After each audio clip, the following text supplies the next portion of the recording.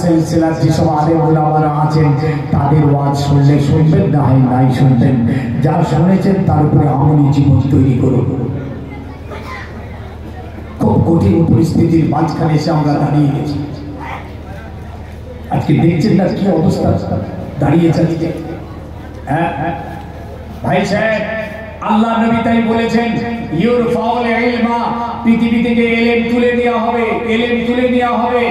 জি, পৃথিবী থেকে ইলম উঠে যাবে। ওয়ায়াকসিরুল জিহলা, তখন সমাজ জাহালাত আর মূর্খতায় আচ্ছন্ন হবে।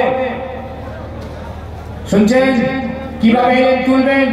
আল্লাহ রাসূলের এই হাদিস ব্যাখ্যা হচ্ছে ভালো ভালো আলেমদেরকে, আলেমে দ্বীন, আলেমে হাক্কানি, আলেমে দ্বীন, আলেমে হাক্কানি, নায়েবে নবী যারা, এদেরকে আল্লাহ পাক পৃথিবী থেকে তুলে নিয়ে ইলম শূন্য করে দেবেন।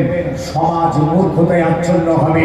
হালাল হারাম, পাক না পাক, ন্যায় অন্যায়, হক না হক, সত্য মিথ্যা কিছুই তাদের তখন আর স্মরণে থাকবে না। আজকে আছে সমাজে হালাল হারাম মানছি, পাক না পাক মানছি, ন্যায় অন্যায়, হক না হক, সত্য মিথ্যা মানছি।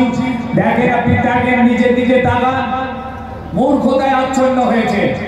কোরআনের জ্ঞান নেই, হাদিসের জ্ঞান নেই।